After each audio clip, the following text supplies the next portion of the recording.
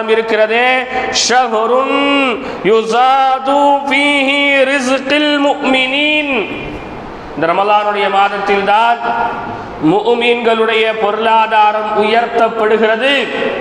இந்த ரமலானுடைய மாதத்தில் தான் முஃமின்களுக்கான ரிஸ்கில் அல்லாஹ் ரப்புல் ஆலமீன் பரக்கத்தை ஏற்படுத்துகின்றான். இந்த ரமலானுடைய மாதத்தில் தான் ஒருவனுடைய வியாபாரத்தில் அல்லாஹ் பரக்கத்தை கொடுக்கின்றான்.